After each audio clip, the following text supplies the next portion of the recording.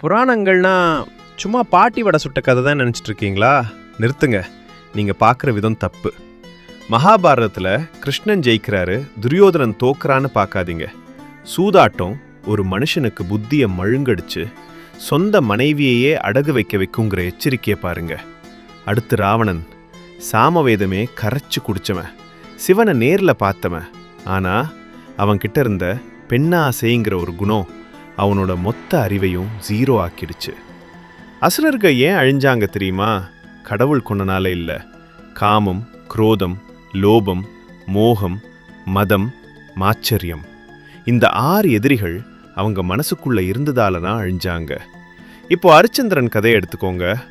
உண்மை பேசினா கஷ்டம்தான் வரும்னு நீங்கள் நெகட்டிவாக யோசிச்சா அது உங்கள் தப்பு.